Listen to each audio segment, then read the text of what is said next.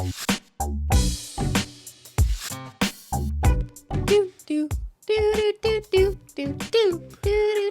waka waka. Hey, what's up? Hello, everyone. Welcome back to another episode of SimplyPodLogical, a Simply Neological podcast. Christine, we had a bit of a crazy week last week. Hello, we're back. Hello, we're back. Thank you for giving us a week off, waiting. boss. We had Holo Taco release its first ever collab with Mr. Julian Holomita. Julian. Thank you, Mr. Julian Holomita, shouts out to him. Shout out to your family. That was a lot of fun. And then on Wednesday, you killed a bunch of robots, which was pretty exhausting as well. For anyone who watches Christine's streams, you'll know what I'm talking about. I am stressed and scarred. And tomorrow's Wednesday, so I'm going to play some more. Yes, tomorrow in the future, when this comes Wednesday. out, is Wednesday. Yeah. Christine's turning into a little bit of a gamer right before our eyes. Yeah. How do you feel about that? I feel great. Let's go. GG's, everybody. Yeah, Christine Ninja Blevins over here has been playing a game called Detroit Become Human, where you're making a bunch of decisions about... becoming human. About androids who sort of gain sentience, develop, and then it's about like whether those androids should have human rights, basically. Yeah, the game said become human, and I was like, what? Christine's like, I don't know. I want to stay a robot. The most chaotic stream ever. Yo, it's so fun though. I cannot stress it enough. And I never liked games, okay? So for all of you listening who are like, I hate video games. Wait, just watch me play this game. Yeah, so if we ever don't release podcasts in the future, it's probably because I'm a gamer. Christine's just playing video games somewhere. Yeah. I'm just playing video games thinking I'm doing really well, but then accidentally everyone dies. Yeah. Accidentally. You chose violence. So yeah, what do we want to do today? If you might recall that a couple months ago, we had the 100th episode of Simply Podlogical. Mm-hmm. And on that episode, we did a segment where instead of crawling posts on the popular Am I the Asshole subreddit and reacting to those, we asked the audience to submit their own Am I the Asshole scenarios. That's you guys. And you guys are the audience. The listeners. And we only got through a handful of those, and we got hundreds of submissions. So let's do some more. We're just going to do some more. Yeah, I went back to that forum this morning and crawled through a bunch of them. A lot of them were kind of heavy and serious, and I got the impression it was mostly people just sort of wanting to shout out into like the abyss and maybe make themselves feel better about situations. So, or they wanted to share it with us directly, which I get sometimes. Maybe, like people will email me their. I guess I'm only noting it to say like, I see you, you're heard. We're trying to, I guess maybe it's, I wasn't sure if it's the most responsible thing to share like the super heavy, serious ones. Even though the form is 100% anonymous, we'll include a link down below just in case you wanted to share if we ever do this again in the future. Mm-hmm. But like the link is anonymous. We don't know your name. You're not expected to share your name. And we would never put someone's name in this situation when we're doing it like this. There's still some scenarios that were submitted to us that we just don't feel like it's best to put on the internet. Because it's one thing that a lot of Reddit posts, like the traditional Reddit Am I the Asshole thread, those are all presumably real people unless they're trolls. But it's different when it's like actually our audience submitting it to us. And these are people who directly potentially look up to us. So we do not want to do a disservice to those people directly, knowing that there is a close connection to our audience. Whereas the ones we pull from the internet, like the people posting that, probably doesn't know or care who we are. And the entire internet is already discussing the problem that they, put out there. Yeah, sure. I mean, they're all real people at the end of the day. I know, but even when I'm being looking, biased towards my audience, when I'm it's looking fine. When I'm looking at the Reddit ones too, I tend not to pick ones that are super heavy and serious either, point. right? Because I think there's just some topics that are maybe not the most appropriate to just have a sort of fun, casual conversation about. There were a few too that I just want to acknowledge that. Like there was some young woman from Syria who just like wrote us a message about how like we helped her learn English. And I know that wasn't the point of the form, but like I try not to go out of my way to look for like positive or negative stuff on the internet just because I feel like I don't seek that out. You want the neutral. But when I'm confronted with stuff like that, it was actually very heartwarming. So just a little shout out to that person. Out. All right. Okay. You want to have some fun today? Respectfully fun. Some respectful fun. All right. First one. Am I the asshole for telling my boyfriend to not eat food while I'm cooking? I am female, 21 years old. Boyfriend is male, 21 years old. Question is pretty straightforward. I was cooking dinner the other night. My boyfriend came into the kitchen and got a snack. Dinner was 10 to 15 minutes away from being completed. He said he was hungry from work and just wanted to munch before dinner.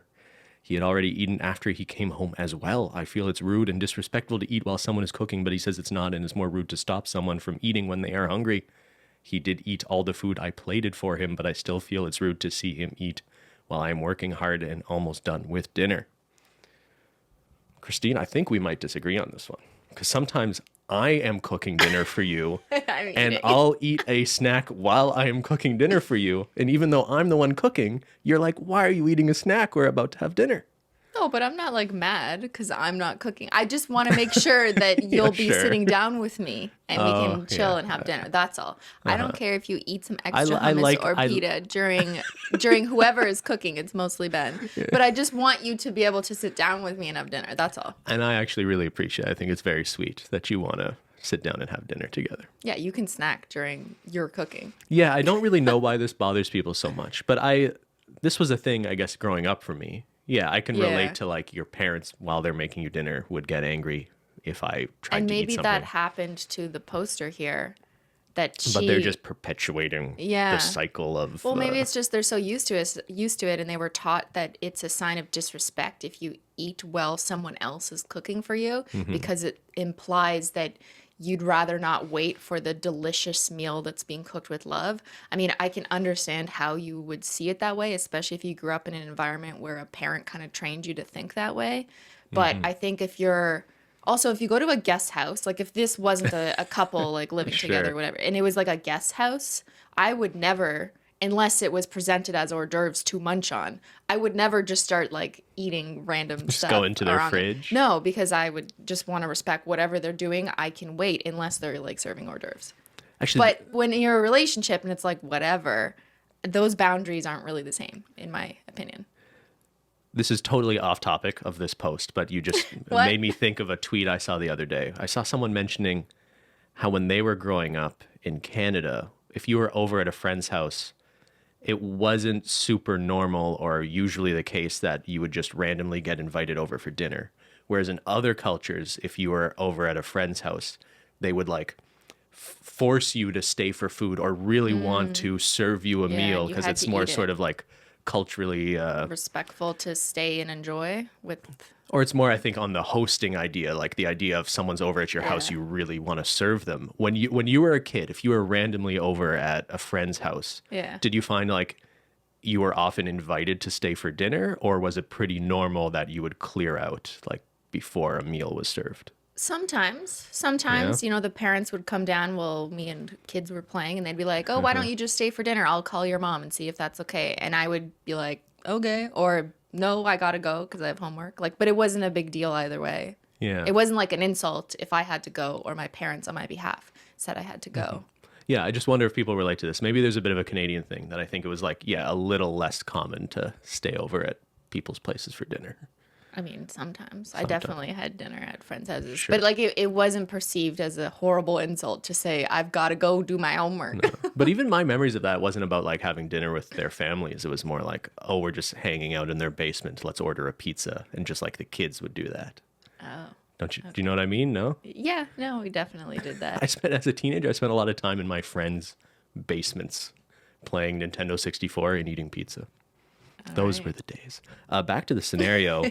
If it's not taking away from your enjoyment of dinner together, is it a big deal if homeboy's eating some hummus? I guess I would question his intention, like your partner's intention. Is he eating and snacking around you because he wants to make you feel bad for whatever you're cooking? Probably not, right? He's probably not eating snacks to make you feel bad. Yeah. And he's also apparently not eating to fill himself up so that he doesn't have to eat your food, because it sounds like he is in fact sitting down and still eating the food that she cooked.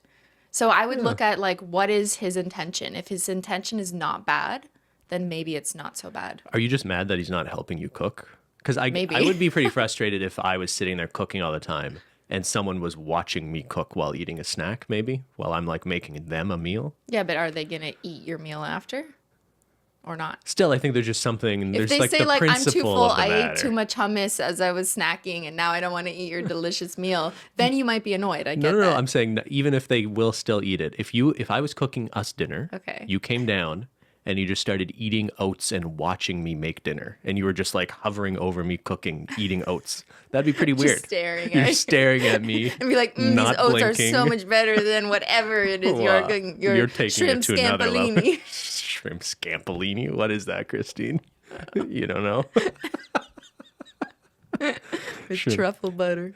Menchie's favorite dinner. Yeah, but this doesn't seem like a big deal. If this is the biggest problem in your life, I think everything's going to be you're okay. doing good if this is the biggest problem.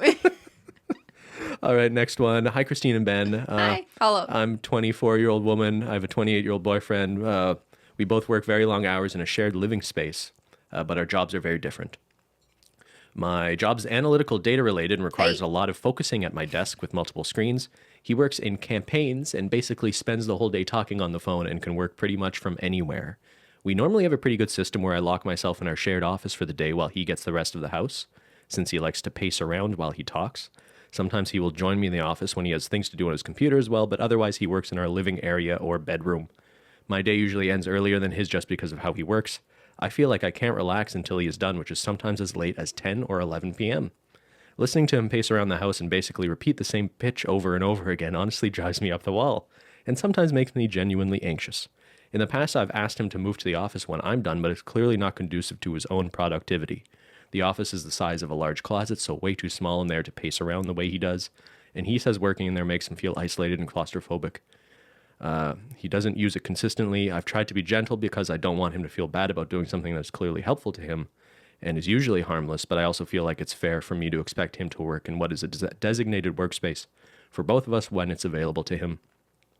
I also feel like it's from what I know about his job, a lot of those calls are crucial or time sensitive. Aren't Crucial and time sensitive. And by taking them in the first place, he's not really respecting our shared time off either.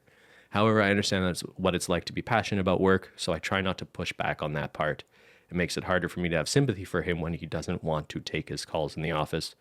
Would I be the asshole for asking him seriously not to take calls in the living area after my work hours anymore? I feel like doing that just might be trading my comfort for his, which wouldn't be fair either.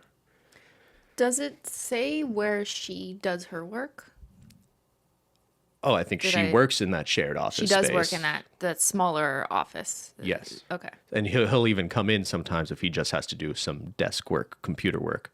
But most of his day is pacing around in the living room or the bedroom and pitching things on the phone. Right, and his job involves like being on the phone, essentially like making noise a lot. I think this is like super respectfully written or relatable. Is that what I was going to say just this post, the way it is written just radiates someone who is super reasonable to me. Trying to be, but struggling. Yeah. So my immediate bias is to be on their side. And I think it is just objectively, my opinion is, yeah, there should absolutely be some compromise on the part of boyfriend to make this person able to enjoy their outside living space, their home, their living room, their bedroom after 6 p.m. without having to listen to pitches or their boyfriend working all night. And the pacing anxiety is real. For sure. Like, I definitely hate that. I used to, like in the office, in our government jobs when there was an office, I used to hate I would never want a window seat because that meant that you were facing the window and anyone could at any time just come up behind you and you wouldn't see it. And like for me, it has nothing to do with like I'm doing something what wrong. Are you hiding because on that there's computer? Nothing you could do on a government computer. You couldn't even go on the fucking internet. So like true, there's nothing you're doing anyways. But the anxiety of like people walking behind me and me not seeing it disturbs me. I don't know. I can't explain. And it's the same with my home office. I purposely set up my home office so that I'm essentially facing the door. Yeah, instead of looking out the window, you're looking at the door. Yeah, so it's like a U, so I go behind. Because who's going to sneak up on you, Zyler? Well, yeah, but now I can see him coming through the door. That's what I'm saying. So if Zyler, Menchie, or Ben enters my office, I see them, so I don't have the anxiety of someone just like pacing behind me because there is no behind me to pace. So yeah, I guess that's relatable, but to me, the anxiety is more just I can't enjoy my home in the evening because I'm hearing my partner work around me. And I guess it's, I want to be respectful of the idea, like, I don't know your living situation. A lot of people have small living situations, have had to work from home the last 2 years. So you don't have I'm sure a lot of people are just doing the best they can. I really just do think the practical advice in this case is just coming to some agreement with like, hey, after like 7 p.m., could you spend the last 2 hours of your workday in the shared workspace so I can be in the living room without hearing you pitching clients? Like, the more complicated aspect of this is about whether he needs to be working till 11 p.m. at all. And that's a deeper conversation between you and your partner about whether or not you feel like you're having enough time for yourselves that isn't work. Yeah, but we don't know his work situation. Yeah. Maybe he does have to work that late in order to get those clients. Like, we don't know the nature of his job. There may not be like a cutoff, like a government job just has I a mean, she's cutoff. given some nuance that she like thinks he doesn't necessarily need to be on these calls, but he that's likes his her work. perspective. Well, like I can kind of relate to this one. Like, you're someone who likes working a lot all the time. Sometimes we're still talking about work at like 11 p.m. And sometimes I just tell you like, hey, it's like 8 p.m. I'm just not going to work anymore today. Yeah, but I go back up to my office. That doesn't. And you keep working. That doesn't bother you. Yeah. Yeah. Yes, I understand. Okay, so if this is purely about the noise, then yeah, he should be willing to compromise a little bit. Like, I kind of within a certain understand, time period. you know, if he's someone who thinks better when he's on his feet, literally, like walking around thinking and having conversations. A lot of people are like that. You're kind of like that. Whenever you have a phone conversation, I like you walking tend to around. walk around while you're on the phone. Yeah. And I understand that And that bothers you sometimes. well, only if I'm like trying to work and you're right behind me. Yeah. But otherwise, we like, because of our floor space, like, I'm able to go upstairs so I don't have to listen to your phone calls. But in this case, I wonder if there can be some compromise where you can schedule more of those calls and just have that, like, you can use that common space throughout the majority of the day, and then it's just the last few hours spent in that smaller room. Yeah, But could it's more of your harder to calls walk be around. within those regular business hours too? It's hard to get used to if you're used to walking around your whole house. But, like, maybe this person used to work in an office where you couldn't walk around. Why doesn't he get like a Bluetooth headset? You know, like those guys who look like jerks walk around, and he could just walk around anywhere he wants. You just go outside. Just go outside, go for a walk, You touch probably grass. need your computer and stuff in front of you, but that's not You a bad got idea. You got a You're making computer in your suggestions. pocket. I'm just trying. You could go to the Yeah. park, feed some ducks, take some calls. He could go on a walk, you know, like an actual walk outside. Go for an actual walk. Okay, I think you're gonna be okay though. We hope, I think you're gonna be okay. it's tough for sure. I am a 20-year-old woman currently studying at university, and I'm living in university accommodation. I live with 4 other people, 3 guys, 1 other girl, and literally no one else but me cleans up after themselves. I'm getting fed up being the only one cleaning up and taking the bins down. I've tried to talk to them, and they listen for like 2 days and then stop again. I don't think I'm a clean freak. My room and bathroom are a mess. But the kitchen is different. It's where you make food, and I don't want to have to smell the rotting food in the overflowing bin while I'm trying to cook. I can't tell if I'm being reasonable or just very entitled.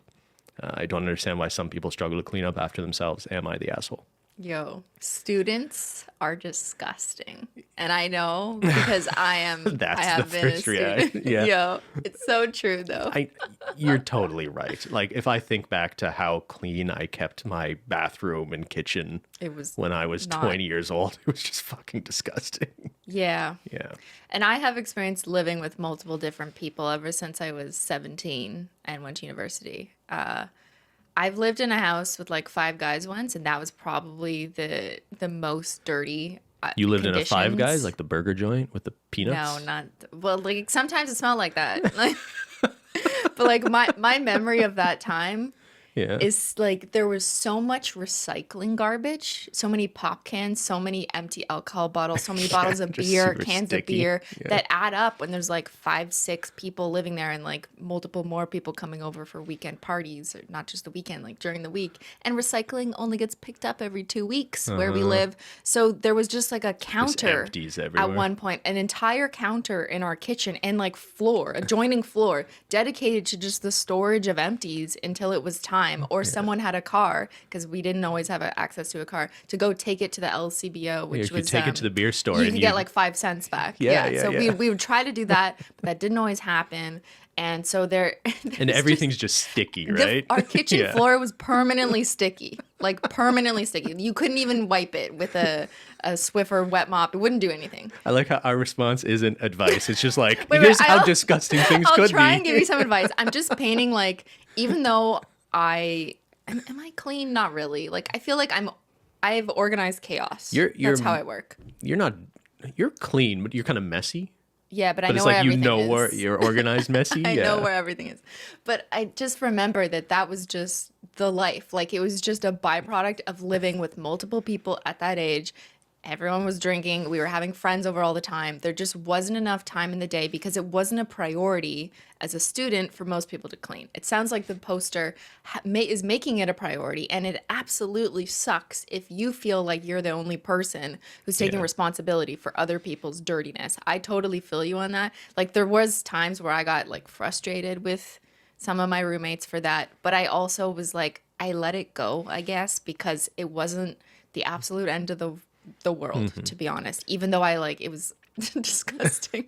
Well, and you probably also had it in your mind that this wasn't like, I It don't know wasn't about this permanent, yeah. person's situation, but like, Well, how permanent is this living for most situation people for who you? live with multiple roommates when they're 20 years old, that time will absolutely come to an end. And for could most people, very yeah. quickly. Like, people often have roommates early on in university, and then maybe they realize they get along better with some people than others, Yeah. or some people are more like them in terms of how clean or organized they are. And there's a good chance you're not living with these 4 other people a year from now. Yeah, I moved, I think, a total of 5 times over 6 or 7 years, like all renting, different roommates sometimes. And eventually, I think by the time I was 22 is when I finally moved out. You got your own Yeah, place? or it was when I was 23. I can't remember. You and Zyler. Yeah. But like, you know, How was Zyler as a roommate? Zyler was the best roommate actually, but he did shit in my room. Zyler was the best roommate. He shit everywhere. The litter box was in my room because he was my cat. Oh, okay. So it made sense. So I had to keep that clean. Yeah. But I guess like this is frustrating as fuck. I know, but like the time will come where you won't have all those roommates at some point. Like, it's gonna come. In the interim, what you can do is establish cleaning rules, which I find is like probably maybe the most significant. For example, I'll use my example. When someone made craft dinner, which is what we all made all the time. Sure. You had to clean that pot. Maybe not like immediately after, but if someone wanted to make craft dinner tomorrow night and they came to the sink and all the pots were dirty in the sink, that person has the right to go to the person who used the pot last and be like, bitch, clean this up. Like, it's my turn to use the pot. Okay. That's reasonable, I think. Yeah, but it sounds like this person's tried to enforce some order, but you also don't want to be the policeman, like, of the group either. You don't want to be the roommate who's telling other people what to do either. If you do that, like, I know, okay, you want to be reasonable and ask them politely to like, hey, can you just at least clean up after yourself so I can proceed to make myself dinner? But like, you probably don't want them to be like, okay, mom, you know? It sounds like there's a good chance if this only matters to you, not other people. As unfair as this is, if the garbage stinks, you're probably just going to have to take out the garbage yourself and decide how important it is to you, even if that's unfair. And then just think about moving out next year. Like, Maybe. Which is, you know, when you have roommates, at least in my experience, like it was all so transient. You know, you'd probably spend a year at most with a group of people. And if you decide it's not for you, okay, well, you know, the lease is done, let's move. And there's so many different options. Maybe other people you can explore. All my roommates were from people that I had met in residence. But then finally, like, we were kind of splitting up and there was just too many people. So I found a group of girls to live with off Kijiji. Like, I didn't even know them. Oh, that's like great. At some point, which is insane. It's insane to think that I did that. It worked out and they weren't psychopaths. So you just found a listing saying, Yeah, I found a listing. Spare bedroom. Well, I was looking for students who were going to my school, which they were. And I just needed like a bedroom, and I didn't have the money at the time to like move out on my own yet because it was just too expensive. It was so much cheaper. I remember I was paying like rent was like $300 a month. That's it. Yeah, it was Wow. Crazy. Yeah. Yeah. Well, I guess that's the trade-off for living in a shared living space Yeah, like that. there was a shared bathroom. Yeah, of course. But I moved around, and different people have different levels of cleanliness. So maybe these people just aren't right. It's also possible that they're young. They're 20 years old. Yes. They might You are totally young. change their cleaning habits in 2 years. Not that you have to stick with them to find out. Oh, You don't yeah, have yeah. to, but There's a good chance they're going to be less disgusting. And if, like, yeah. when I was disgusting. I'm not as disgusting. I would order pizza so much that instead of throwing out the boxes, we thought it would be funny, me and my friends, to make a chair out of the pizza box. It's hilarious. Wasn't that funny? Did you sit on it? Yeah, I should have moved it in here. I swear there's a picture of you sitting on it. There might be a Where picture. did I see that? I don't know. Wait, please explain. You sat on a box We chair stacked up built the of pizza boxes boxes. in a way where it like made like a throne of pizza boxes. And who sat on it? Well, You me, did. I was the king. And the king of pizza? Did it break? Yeah, because I ate so much pizza that I No, got because too it's heavy. cardboard, Ben. No, I was being serious. Ben. Grew into that chair. Oh my God. Okay. Next one. Good luck. I, 26-year-old male, went to a bar for an event and got talking to a cute 43-year-old guy. We hit it off immediately, had a great and easy conversation, danced, laughed, and had a good time. Went back to his place to spend the night. The next morning, while he was making breakfast, his son came through the door and said he was just there to grab something. He came into the kitchen, and it was my ex-boyfriend. What? Bah, bah, bah. He immediately blew up and accused me of seducing his dad to get back at him, and accused me of just being after the family money. This could be fake because it kind of like sounds like a movie, but we're just going to entertain it anyway. My relationship with my ex was not a healthy one. He left me broken. He never introduced me to his family, isolated me from my friends, and didn't want to be part. His dad was too hot, apparently. Okay, Christine. He didn't want to be part of my existing life relationship and wouldn't involve me in his. I had no idea this was my ex's dad. I never met his family in the year we dated. I replied to the accusation, said I had no idea it was his dad. It was just a night out. We really got along and things just happened. He continued to insult me and demanded that his dad never see me again. His dad defended me and said that we got on well and he wanted to see how things went. And if my ex wasn't happy about it, we could leave. We have been seeing each other for 4 months now and it's going really well. I know my ex is still unhappy about it and won't speak to his dad. Am I the asshole for not stepping aside? Is this even real? Like, this sounds like a book or a movie. Sounds like a book. I would read this book. I don't know, but let's kind of take it seriously. I don't think the person writing this, I don't see how they're in the wrong in any way. I do find it pretty strange that the dad is just so, how do I... Like he doesn't care that his son had a relationship with like, the new person. Dad just had a one-night stand, potentially, with someone. Son comes in. It's son's ex-boyfriend. Dad's immediate reaction is defending the person he doesn't know. Yeah, he's like, it's fine. I'm interested now. Don't you think it's my turn? Don't you think it would be more normal for dad just to be like, I'm not going to now start dating my son's ex-boyfriend? Yeah. Right? Yeah, I don't know. And this could be real, so I don't want to be, too judgmental. But I also, I'm a little concerned for everyone in this situation. Why, the age difference? There's also that. I mean, just the obviously, dynamic, when you're an adult, like, it's totally up to you and you can choose. It's just kind of hard to unpack, though. Like, I suppose it's possible that you didn't know that the person that you were going home with was someone's dad, like, especially if you didn't meet your ex's family. Mm-hmm. But, like, when you find out... and then you realize that the relationship between the dad, which is the person you're interested in, and your ex-boyfriend is such that you're introducing some volatility in the family situation. I don't know if it's worth it. And I wonder if I had a close friend who was going through the situation, that's probably what I would ask them. Like, is this person, this 43-year-old, and we're 26, do you want to go down this path?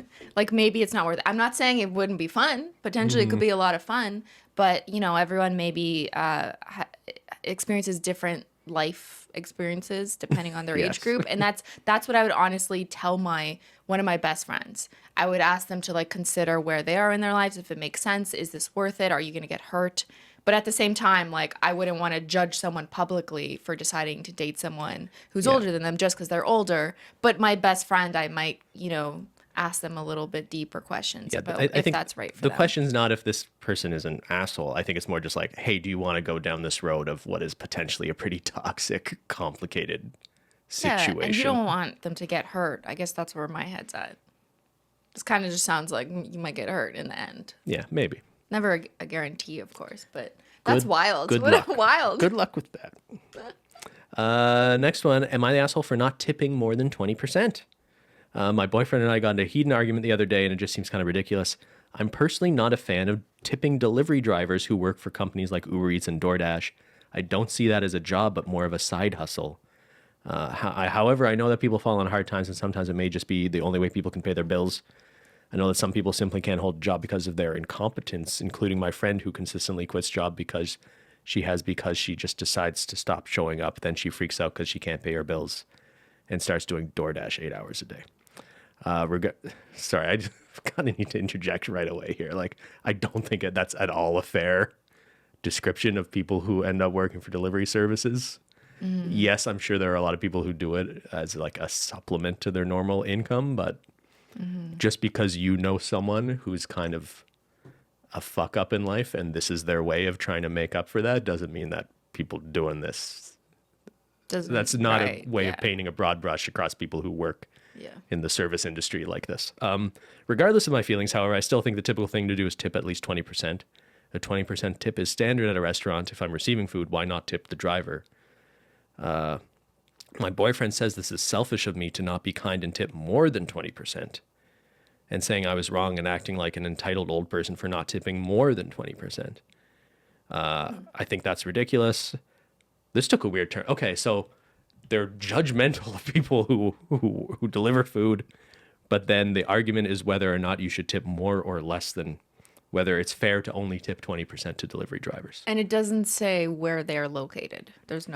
We don't know where they are in the world. I mean, these are North American companies they mentioned, Uber Eats and DoorDash. I'm not sure if they exist elsewhere. Let's just assume this is in America. Okay. There's a good chance. I don't think there's any obligation to tip more than 20%. I know people who tip less than that. We don't use these services. And it's mostly because I don't want our address floating around Well, it's mostly places. because you go pick it up. But even when you pick up food, you'll give a tip. For sure. And I like picking up food because I know they're not losing any money to some sort of intermediary service. Now I'm in a position where I could just, if we go out once or twice a week to pick up food from a restaurant, I'm able to just drive and get it. I'll pay for it myself. And I'll leave a tip. I think 20% is pretty normal these days. But for takeout, I think a maybe more interesting discussion is how much you should tip on takeout orders. Because with takeout now being so much more common. Yeah, what is the norm there? Like we by default, also because we're fortunate enough able to do so, we'll always pick like 20%. But that's just us. Growing up though, I remember that it was very normal to do 15. And I don't know exactly where I learned this. This is just kind of my memory of, I guess, families going out to dinner and like, oh, what's the tip? And like watching my dad write how much or helping him with math. Like that's all I remember. He would just tell me a percent and I would calculate it. And 15 was pretty normal, and you would tip 20% if it was outstanding service. Like a parent or someone, a family member would be like, they were great, give them 20%, because it was outstanding. But 15 was like, that's just what you should do. And I think that thinking was also reinforced by the fact that when you go to restaurants, at least where we are, it's different elsewhere around the world, but where we grew up, sometimes the machines were pre-programmed to give you a percentage. Yeah. So it'd say like pick which tip percent you want or enter your own, but entering your own pretty commonly it was like 15, 18, 20. Yeah, it would say like 15, or I thought it always said 10, 15, 20. But if you were in a group, 18% was automatically added to the bill as a gratuity for a large group. So that tip was included, and you could choose to do more. For me, it depends on the place. If it's a place I have like a relationship with, I like them a lot, they're a small business, I'll probably tip higher. If it's sort of like a faceless place, and like Dairy Queen, they've already sort of, I think, upped their prices for takeout compared to what it would be dining in. Like sometimes I'll tip like 15% sometimes as well, depending on the place. Mm-hmm. But I think usually I'm more on the 20 side of things. But anyway, this is maybe a bit of a strange post. But they're asking if you're an asshole for not tipping more than 20. I don't think. I mean, it depends where you live. Is there any culture where it's like you have to tip more than 20? That's not enough? No, if anything, there's places where it's much less normal to have to worry about tipping and the norms of tipping, and I think that's so much better. I wish we could do that here. Like when I was in Australia recently or growing up there, tipping isn't really normal. So like if if I did tip at a restaurant in Australia, it's like Shocking. they almost like don't want it. Like it's not Oh, normal really? there, but like maybe it actually becomes, I think, what a tip was originally thought to be, which is like, hey, I was so impressed with what you're doing here. I want to give you more money. But where But, we like, are, it's expected. It's expected, but Like, like, yeah. hey, I would so rather people just pay a reasonable living wage to their workers. Is that the kitchen staff and difference servers? though? Like in Australia, they just have a much higher wage I for think servers. so. I assume so. I think that's the don't trade-off, right? It's either people make a lot of money from tips or just the But restaurant. like you could have both. You could be paid a good living wage and then also have a culture where tipping is acceptable. Kind of seems like it's often one or the other though, right? But like there are even restaurants locally that have like said no tipping, but their food is more expensive and they say they pay their workers better, right? I honestly would prefer that, and sort of taking out, you shouldn't be having to depend on the generosity of strangers to pay your workers well. Yeah. Yeah. Yeah, I hear you. Anyway, next one. Am I the asshole for lying to my dad about how I'm paying for my apartment? I'm a 25-year-old guy. I live with my dad, his wife, and 2 brothers. For the past 2 years, I've been looking to buy an apartment to move out, but everything is too expensive in my city and my credit sucks. However, my mom received a large amount of money and offered to help me. Basically, she is buying the apartment for me, but on one condition: I can't tell my dad that she is giving me the money. She does not get along with my dad. They divorced 20 years ago, and she thinks that if he finds out that she is paying for the apartment, he would stop worrying about me and would leave everything to my brothers and nothing for me. She has reasons to believe that since my grandparents did the same thing with him and his siblings, and while he was paying child support, he had this "you already are giving him what he needs and I have other children to take care of" attitude. So I agree with her, but I hate lying to my dad. He is helping me a lot to look for apartments, giving me money and furniture, etc. So would I be the asshole for lying to my dad about how I am paying for the apartment? So wait, let me just try and understand this for a second. The mom wants to give her Son, kid yeah. money for an apartment, but doesn't Basically buying want an dad to apartment. know because the mother assumes that that will mean that the father will Stop cut. financially supporting But that kid in any way. Is that because the mom wouldn't give the other kids, or is not the parent of the other kids? I assume it's not her Just kids. not her kids, yeah. I mean, we don't know that. It's more just about she has reason to believe dad will stop supporting son if he thinks son has enough support Does from son other. need the support? I don't know. Only they Yeah. know, but it is putting them in a pretty weird position Putting the here. kid I in gotta a say. weird fucking position. So I think it's kind of a little bit unfair of mom. I think this person just sort of needs to decide. Like, I would go to mom and be like, "Hey, like, I feel really uncomfortable with the idea of like I would just have to be lying to dad all the time. Mm-hmm. If you're willing to give me the money, I'm okay facing the repercussions Yeah. of potentially that meaning dad's not gonna help me out anymore or give me money down the road." But that's a decision that this person would have to make. And it would be pretty shitty if the mom was like, "Okay, then I'm not helping you with the apartment anymore." Yeah, it would be. This is tough. It's tricky. Like, I'd probably talk to dad about it openly before any transactions have occurred. I'd probably be like, hey, Wouldn't listen. that be betraying mom's trust? I think Well, you want to. okay, too many conversations. Tell mom that you're going to talk to dad before any such transaction occurs because you want to be open and honest. And, you know, have mom accept that you just want to have a conversation because you don't want to be lying to your dad. That's Yeah. what I would do. And then hopefully the mom's like, okay, fine, you can talk to your You mother. could even broach it with dad as a hypothetical too. Maybe be like, Hypothetically, if my mother were to give me money, "Yeah, I was gonna ask mom if she could help me out at all." Yeah. Would that? Yeah. that wouldn't be so bad, right? Like, But this is a tough example of being in between divorced parents, though, isn't it? yeah. Yeah. Feel for that. I guess we would need to know more. We don't know the actual dynamics of these relationships, so it's really hard to give meaningful advice.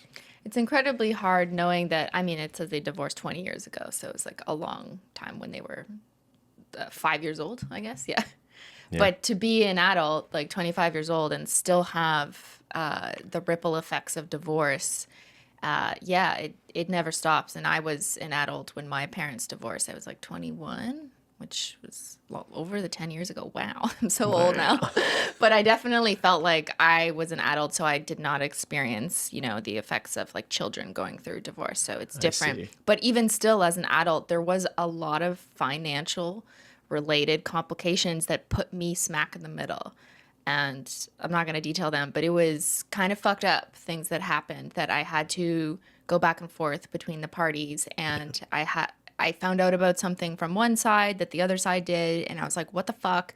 And then I was put in the middle directly a couple of times because my finances were implicated, because I was still had a financial tie to, an account when you're like 21. I didn't have all unique solo accounts yet. Yeah, a lot of young adults, one of the first things you should do when you're like 18 or 19 or whatever the age is get your own accounts. Get your own accounts. Like, I accidentally had like a joint account with one of my parents for like years when I had no idea. Yeah, because you don't think about it. A joint credit card. Okay, this is actually good advice. When I was 16, and a lot of 16-year-olds are, when they're getting their license for the car, you're not old enough to have a credit card, but you're old enough to maybe drive a car. Mm-hmm. How do you pay for gas? You need a credit card to pay for gas most of the time. Very few people use cash these days. A debit card. The only way to get a credit card, at least in North American context, is to have a parent co-sign. Like, that's the most standard way. But then if you keep that same card for 10 years and you don't even think about it, one of your parents or both, whoever, opening an account, could just start using your credit card, because it's been your credit card for years. So think about that and maybe get a new card. Or just don't get a credit card at a young age. I don't think there's any real reason to have it. That's not fair. When I was 16, the best way to pay for gas was through a credit card, because you had a speed pass, and it was also like the safest way because it would be attached to your keychain. Oh, you could just get the little easily fob do thing. it. Yeah, and that's how you rack up points. Like, it's more convenient. You're not going to walk in with cash. I mean, obviously your parent has to be okay with you having a credit card. I'm not advocating for children to go get credit cards. I mean, if your parent has decided that there's a reason, you're responsible enough, there's a lot of circumstances, including driving and needing to pay for gas somehow, why you would have a credit card at a younger age. That was my reasoning. I hear you. I was also working. I started working at 15, so that's important context too, right? I don't think it makes sense to have a credit card before you're having money coming in. Really? I was paying for my own gas, to be clear, but I needed a parent legally to co-sign to open the credit card account, because a child cannot open one on their own. If I'm giving advice to young people, I'm not telling them to rush to get a credit card. Maybe you want them to sort of learn how that works and become financially literate in a way. Sure. And you need it for like a good reason. Just credit cards are very dangerous to people who aren't responsible with money. Yeah, no. I absolutely did not mean to imply that. I think my parents realized that I was incredibly responsible with my money, and it was more of a convenience factor. And then there's also, so long as you can be responsible and understand that you have to pay it off by a certain point, or you're charged like 20% in interest. It's insane. You can start building your credit score early, which can help you out when it comes time to, if you need a student loan or you need like down payment or other financial things. It's always good to start building a good credit score if you're capable of doing so. Yeah. All right, next one.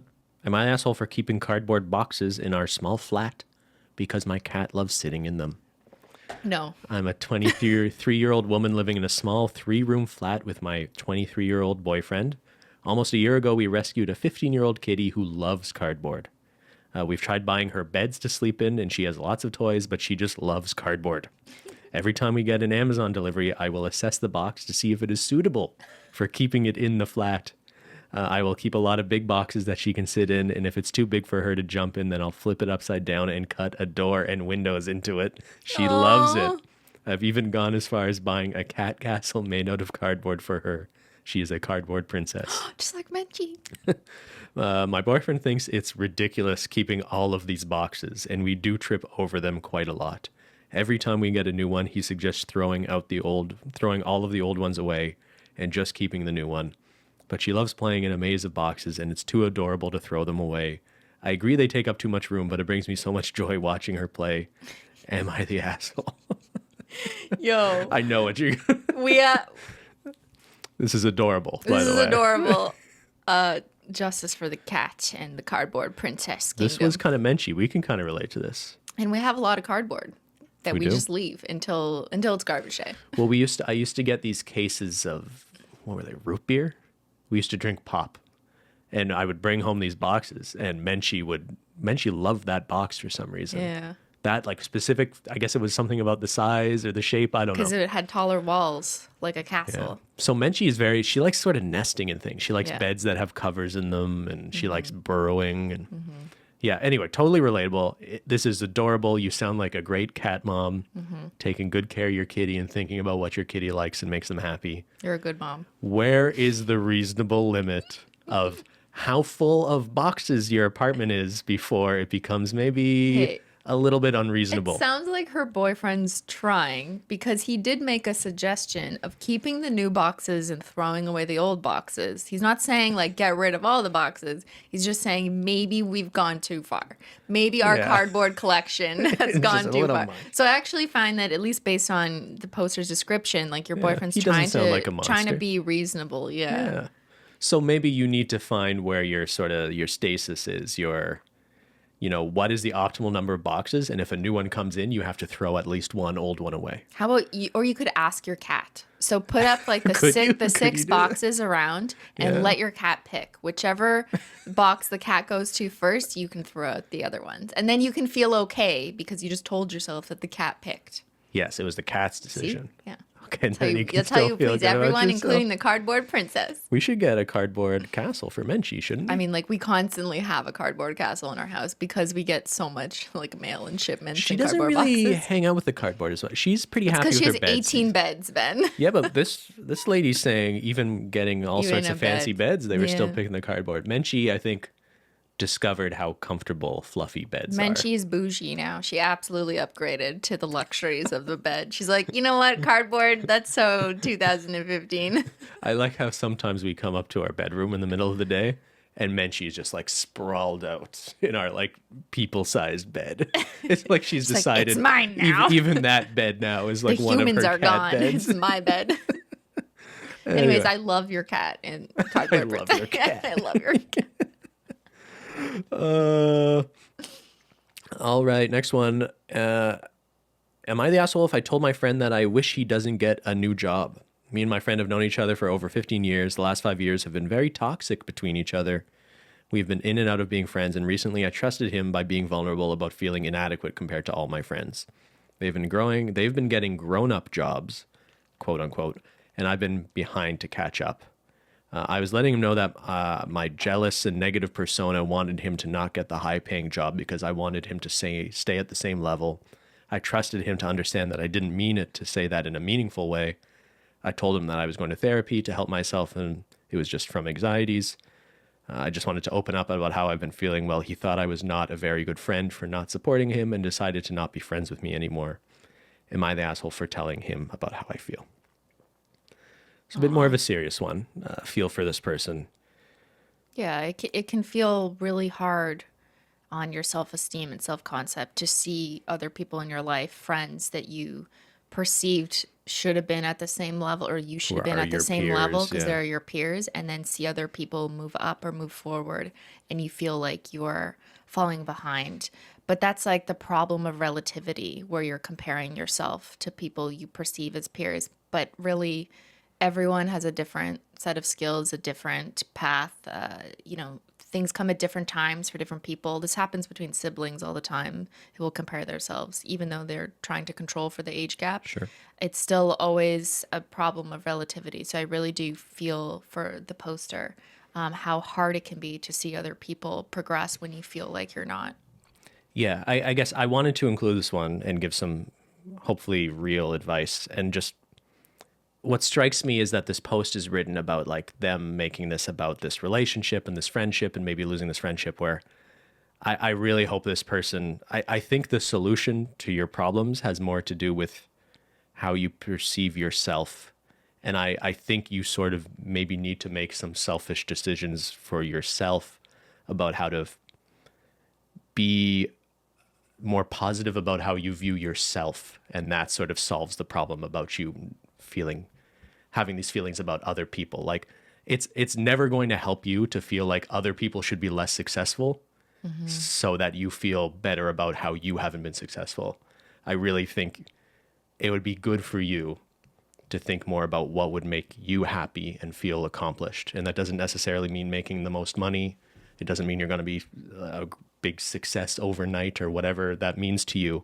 But just really think you need to sort of selfishly think about yourself and what it would mean for you to feel good about yourself. And not necessarily comparing your job or position to that of your friends, because they might have a different skill set or desire what they want to do.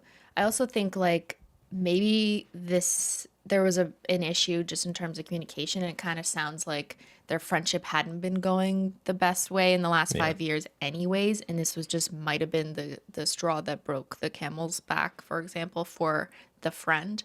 Because if it's me, like if I'm the friend, let's say, and I've, moved up in my career, and then my other friend tells me that they don't want me to move forward in my career because it makes them feel bad, I'm going to interpret that as like, this person's trying to drag me down. And I feel like that's not a good friend to me. So I also think your friend might have been valid in interpreting what you said to them, even though you're expressing now, you didn't say it to make them feel bad about you and their friendship, but that's could have been how they interpreted it. Yeah.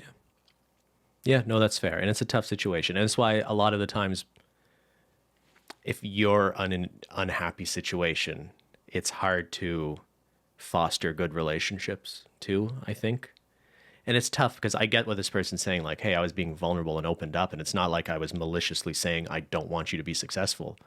They were more trying to say, like, hey, it's really hard to see all these other people doing well, and I feel like I haven't accomplished what I want to or think I can. Or relative and to I these get people. that from like a therapeutic and transparent approach. That's what the poster was trying to do. Sure, with the but friend. but to be fair to the friend, it's like, do I want to be friends with someone who's Well, you've you've guilted that friend. So now that friend feels like anytime they do anything, significant in their career, they're going to always feel bad and feel like it's designed, like you just made them feel bad.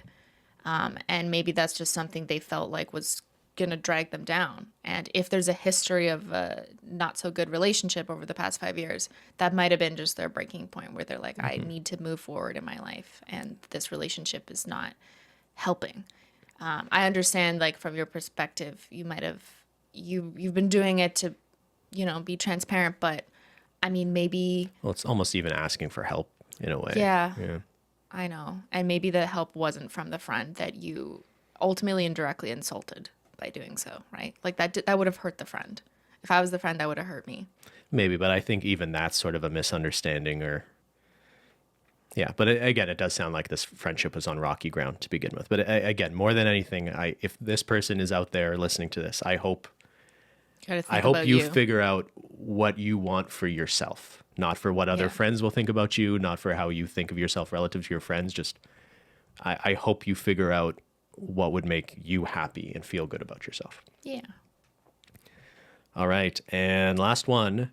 Am I the asshole for that? I don't like my boyfriend's friend because I never met her and she seems not interested in meeting me. When my boyfriend's birthday happened, a group of his friends, including this other girl, gave him a group gift. Then 2 weeks later, the girl gave him another one. It was the same shop as my gift, which he wore on his birthday, but was just a different color of shirt. I confronted my boyfriend that I'm not feeling good about it, but we ended up fighting because I already told him that I wanted to meet her. He just said she doesn't seem interested at all. I just wanted us to chit-chat for me to know her also, but now I really don't like her. I want them to not be friends anymore. Am I the asshole? What? This person sounds pretty young, so I want to be...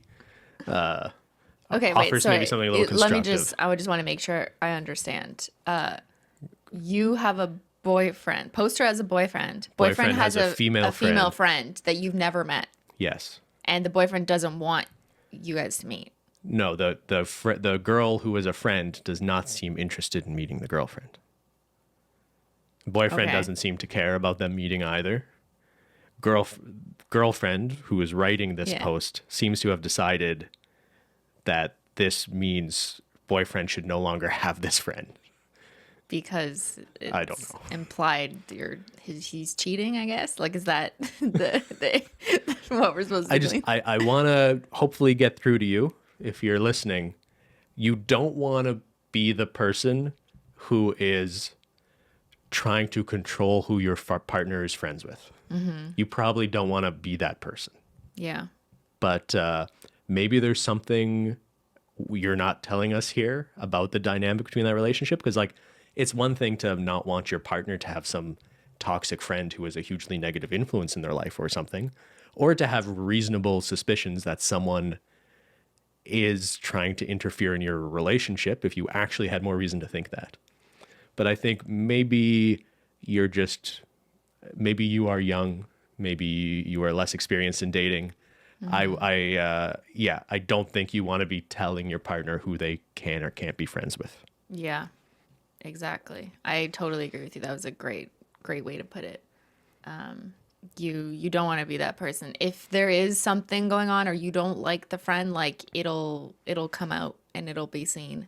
But if you like your boyfriend and you're enjoying your relationship, I think that's where you put your focus.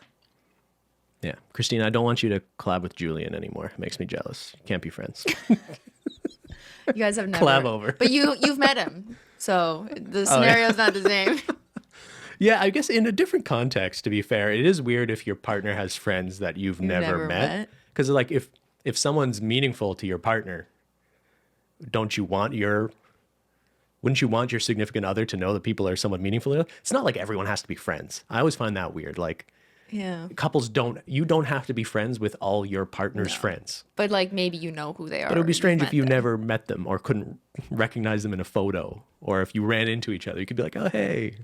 But like maybe this happens when you're in high school and the friend goes to a different school. So you're never going to see them on a regular basis because like, oh, they go to a different school.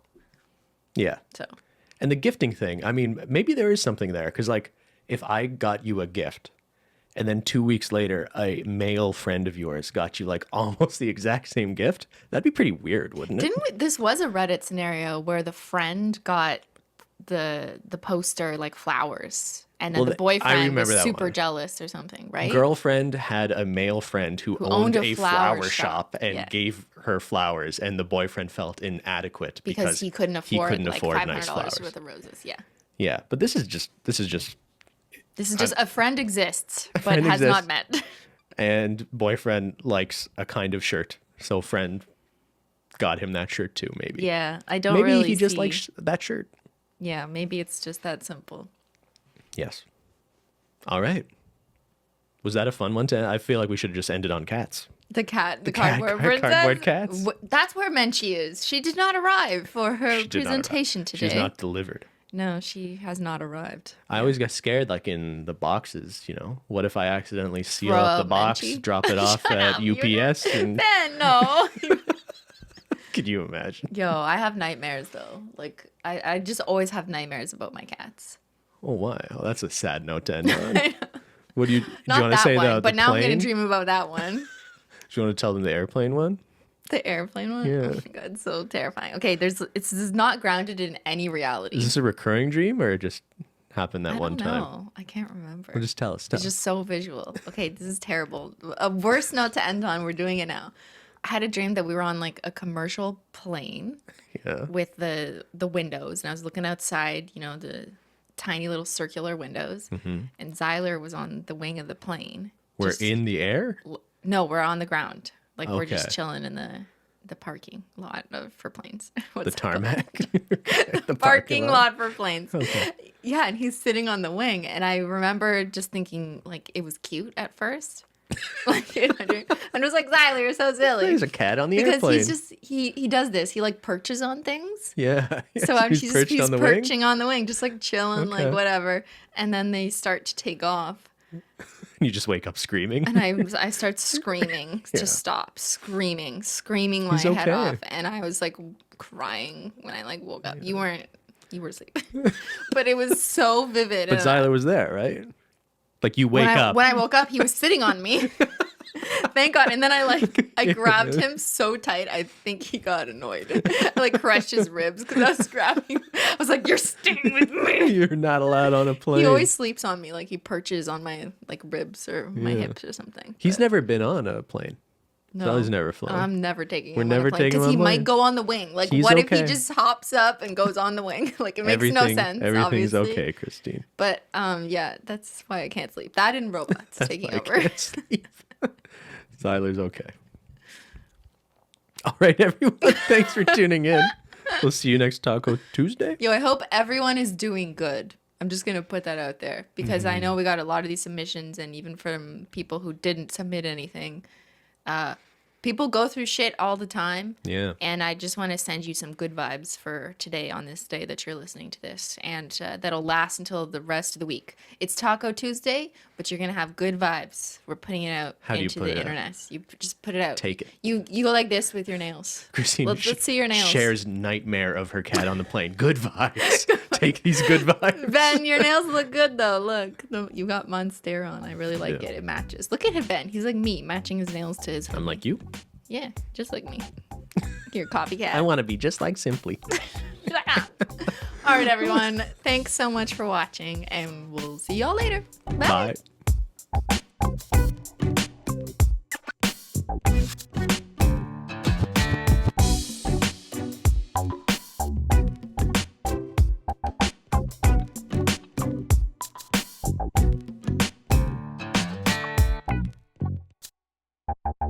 Bye.